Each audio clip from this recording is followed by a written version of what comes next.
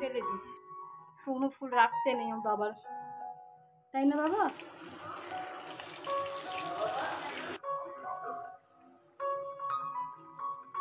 আসছি আসছি ঘুরে আসছি।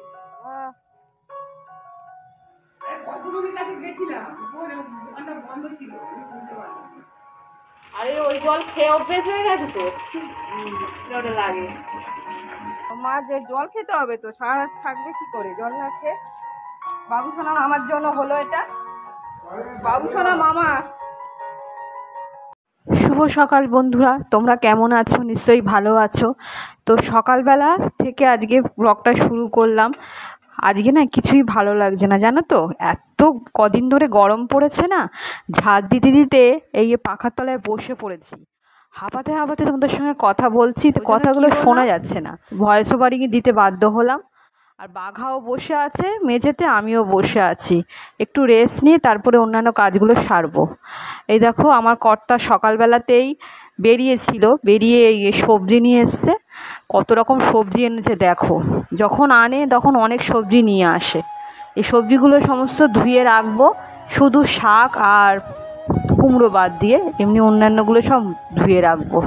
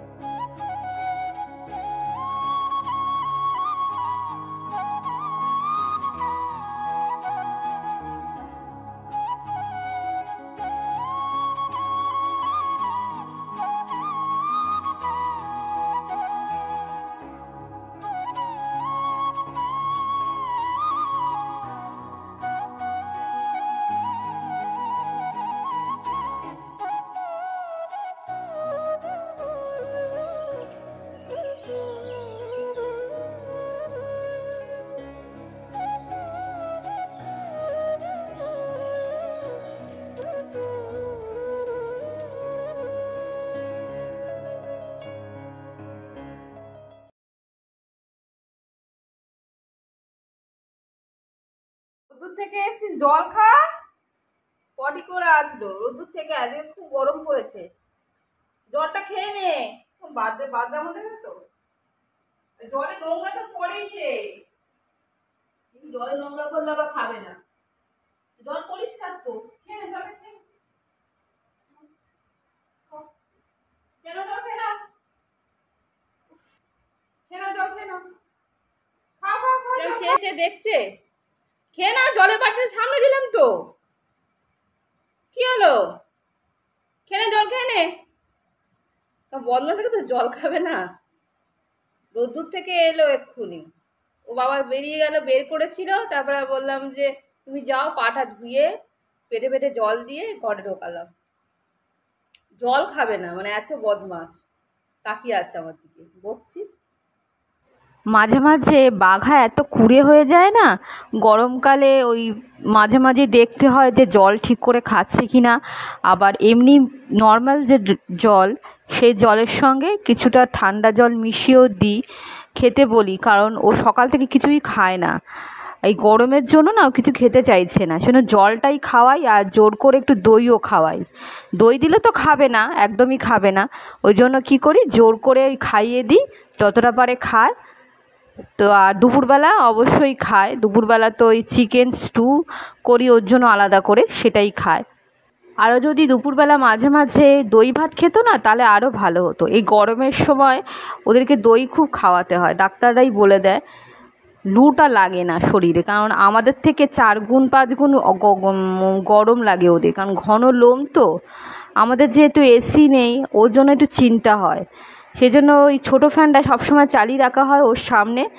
আবার তো ও যেখানে যায় ফ্যানটাও সেখানে যায়, ওই এক জায়গায় থাকে না তো, একবার এই ঘরে যাচ্ছে একবার ওই ঘরে যাচ্ছে, বেশিরভাগ সময় ওই সিঁড়ির ওই ঘরটায়, ছোটো ওই সিঁড়ির ওখানটায় শুয়ে থাকে। টেবিল ফ্যানটা ওইখানে নিয়েও ফিট করে দেওয়া হয়, মানে যেহেতু তারটা অনেক লম্বা তো, ওই জন্য কিছুটা দিয়ে দেওয়া হয়, কারণ ওই গরম সহ্য করতে পারে না, ওকে নিয়ে খুব চিন্তা হয়। ওই জন্যই আমি আমার বর দুজনেই লক্ষ্য রাখি এই ব্যাপারে, কারণ ওর যা গরম লাগে, প্রচণ্ড পরিমাণে গরম, আর বয়স হয়েছে তো এইসব চিন্তা করি। এই দেখো জামা কাপড়গুলো সব ভিজিয়েছিলাম, ওই বেশিরভাগ হচ্ছে আমার বরের ওই জামা এই বেরোয় তো গেঞ্জিগুলো একদিন পরলেই এত ঘাম আর ঘামের গন্ধ বেরোয়, এগুলো না কাচলে নয়, তা জমে থাকে অনেকগুলো, তাই ভিজিয়ে দিয়েছি, এগুলো কেচে নিচ্ছি। আর প্যান্ট আছে, জিন্সের প্যান্ট, এটা ভেজানো থাক, ও কেচে নেবে এখন।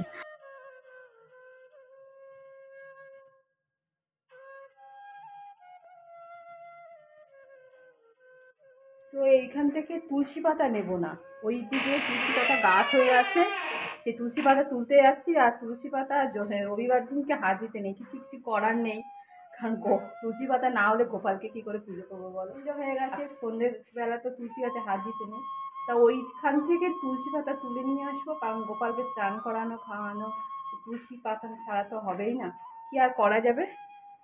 তো প্রচণ্ড রোদ্দুর, যে মাথাটা ভিজে পুরো, স্নান করেছি তো মাথাটা পুরো ভিজে, তা ওইখান থেকে তুলসী পাতাটা নিয়ে আসি। তো চলো।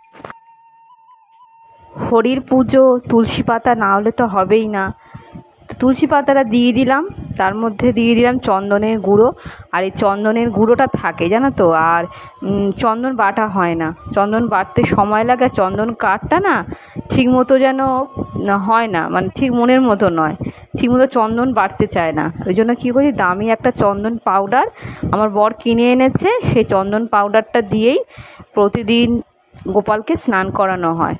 আর চন্দন পাউডারটা অনেক দামি জানো তো, আর এই চন্দন পাউডারটা খুব ভালো, খুব সুগন্ধ বেরোয়। মাঝে মাঝে গোলাপ জল, তারপরে মধু, এইসব দিয়ে স্নান করাই, তবে খুব গরম পড়েছে তো এই চন্দনের গুঁড়ো দিয়েই স্নানটা বেশিরভাগ সময় করাই। তুলসী পাতাটা নিয়ে এলাম, কারণ তুলসী পাতাটা না হলে তো হবেই না। আর এই দেখো সমস্ত ঠাকুরকে খেতে দিয়েছি।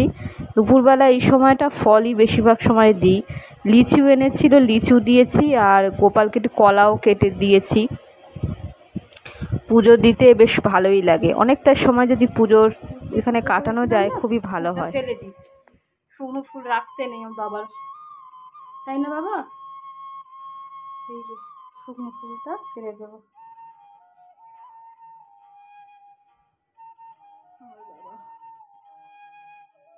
বাবার গলায় সেই মালা দেওয়া হয়েছিল, মালাটা তো শুকিয়ে গেছে, অনেক দিন হলো, সে তোলাই হয়নি, সেজন্য মালাটা ফেলেই দিলাম, শুকনো মালা তো রাখতে নেই। তারপরে এই প্রতিদিনকার মতো যে ঠাকুরকে ধূপ দেখাই, তো এই জগন্নাথ ঠাকুরকে অবশ্যই ধূপ দেখাই, ওখানে একটা ধূপ জ্বালিয়েও দিই। ওম সাই ওম সাই ওম।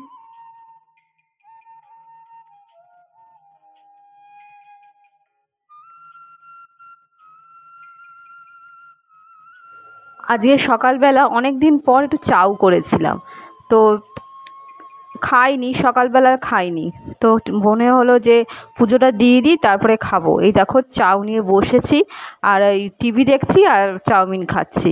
এই সময়টা টিভি চালিয়ে দিই, টিভি দেখতে দেখতেই রান্না করি, সেজন্যই তোমাদেরকে অরিজিনাল সাউন্ডটা দিতে পারি না। এই দেখো মাছ ভাজছি, 3 পিস মাছ আছে, তা প্রথম দিকে ভেবেছিলাম মাছটা টমেটো আর পেঁয়াজ দিয়ে একটু ঝাল করব, তারপরে হঠাৎ মনে হলো না, খুব গরম পড়েছে, থাক বরঞ্চ এই পেঁপে আলু আর ঝিঙে ছিল অল্প, সেই দিয়ে পাতলা ঝোল করেছিলাম। এই দেখো মাছের ডিম ছিল, সেটা পেঁয়াজ আর রসুন কুচি দিয়ে ভালো করে ভাজলাম, ও আগের দিনের আলু ছিল, আলু ভাজা, তার সঙ্গেও অ্যাড করে দিয়েছি। খেতে এত ভালো লাগে, এই মাছের ডিম খেতে আমার খুব ভালো লাগে। তো মাছ আনতে গেলেই বলি আমি যে একটু মাছের ডিম আনবে, তো মাছ না হলেও চলবে। আর এই যে মাছের ঝোলটা একদম হালকা করে করেছি, জিরে, রাঁধুনি, তারপর হচ্ছে গোলমরিচ আর ধনে, এটা শুকনো খোলায় ভেজে নিয়ে এটা বেটে নিয়েছি, সেই বাটাটাই কষাচ্ছি, আদাও দিয়েছি, হ্যাঁ আদা বাটা। তো কাঁচা লঙ্কা দিয়ে এবার এই যে ঝোলটা ছিল সেদ্ধ করেছিলাম প্রেসার কুকারে, সেটা ঢেলে দিয়েছি। পেঁপে আলু আর ঝিঙে দিয়ে পাতলা মাছের ঝোল। আর একটু মশলা, একটু গুঁড়ো ছিল, যে মশলাটা করেছি সেটা হচ্ছে পুরোটা বাটিনি, কিছুটা গুঁড়ো রেখে দিয়েছিলাম, সেই গুঁড়োটা লাস্টে নামানোর আগে দিয়ে দিয়েছি। এরমভাবেই পাতলা হালকা মাছের ঝোল করলে খেতে ভালোই হয়, কিন্তু আমার মনে হয় এটা টমেটো দিয়ে করলে মনে হচ্ছে বেশি ভালো হতো। থাকবে, যা হয়েছে হয়েছে, দুজন তো খাবো, অন্য তো কেউ খাবে না। যদি খারাপ হয় তো দুজনেই খাবো, খারাপ হবে না, মোটামুটি ভালোই হবে। আর এই দেখো টেবিলে খাবারগুলো সাজিয়েছি, আগের দিনের ঢ্যাঁড়স দিয়ে যে নারকেল আর সর্ষে বাটা দিয়ে ঝালটা করেছিলাম সেটা, আলু চোখাটাও রয়েছে, পোস্ত দিয়ে যেটা বাটা করেছিলাম সেটাও রয়েছে আগের দিনের। আর আজকে তো করেছি মাছের ঝোল আর ডিমের বড়া, আর তার সাথে রয়েছে চাটনি। আর আজকে পুষ্টি ভাত খাবো, কদিন ধরে প্রায় পুষ্টি ভাত থাকছে আর খাচ্ছিও। ও বিউলির ডালও রয়েছে আগের দিনের, অনেক কিছু তরকারি রয়েছে। বিউলির ডালটা সেদিনকে আর খেতে পারিনি দুপুরবেলা, সেদিনকে বলতে রাত্রেবেলা খেয়েছিলাম অল্প, আর খাইনি দিনের বেলা, মানে এত কিছু তরকারি তো একসঙ্গে খাওয়া যায় না।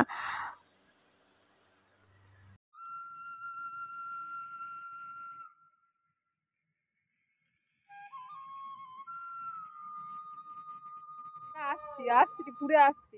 বাহ,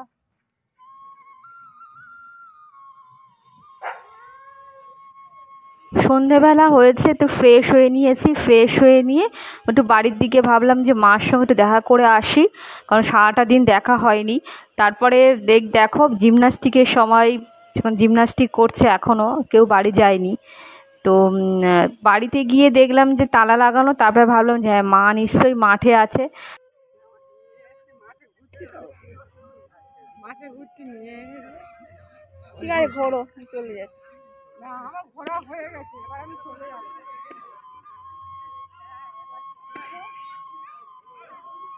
মা এখানে ঘুরছে আর কথা বলে যাচ্ছে বান্ধবীর সঙ্গে ফোনে।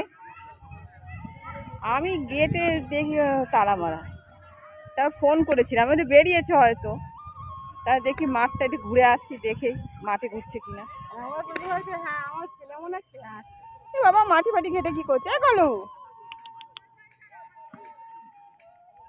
তোরা খেলছিস? হ্যাঁ গলু আর গলু এই বান্ধবী খেলছে দুজনে। কারেন্টটা হঠাৎ চলে গেল, এটা হচ্ছে এমার্জেন্সি লাইট, যে চার্জের যে লাইটটা, এটা দিয়ে এখন আবছা আবছা বোঝা যাচ্ছে। বাঘা এখানে বসে আছে, মা এসছে, চা করেছি, এই অন্ধকারে মোটামুটি দেখতে দেখতে, আধা লাইট আধা অন্ধকার, দেখতে দেখতে চা ঢালি। গরম হয়ে গেছে তো একদম, এখন ভাত দেওয়া যাচ্ছে না, পুরো কেলিটা গরম। তাহলে একটা সরাই, চলে এসছে কারেন্ট, চলে এসছে।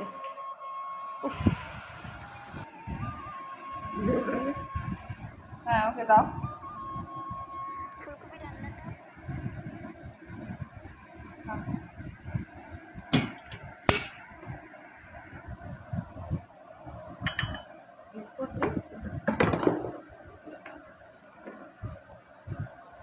সন্দেশ বিস্কুট, এটা ছিল একটা মাত্র, বাবা দুধে নিয়ে চলে আসো।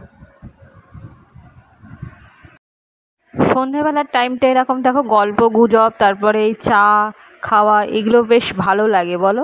আর বাঘারও খুব আনন্দ, বাড়িতে যদি আমার বাবা মা আসে না, ওর আনন্দ দেখে কে। তো এই দেখো আবার বাড়িতে যেতে হয়েছে, কারণ না খাবার জল অল্প ছিল, ঠিক নেই বাবুসোনা আসবে কি আসবে না জল নিয়ে, সেজন্যই ড্রামটা নিয়ে গেলাম, একটু খাবার জল নিয়ে যাই, কারণ রাত্রেবেলা তো জল খেতে হবে।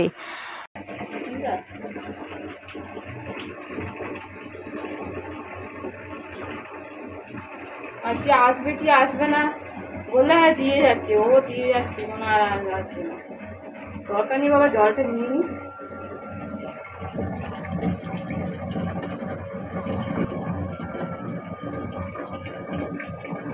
বাবু শোনার জন্য আজকে আমার এত খাটুনি করতে হলো, জলটা দিয়ে যায়নি, এবার খাবার জল তো লাগবে, ওই জন্য মোটামুটি যতটুকু সম্ভব জল এই অ্যাকোয়াগার্ড থেকে ভরে নিয়ে, দেখো অ্যাকোয়াগার্ড থেকে ভরে নিয়ে যাই, তারপরে কালকে তো দিয়ে দেবে।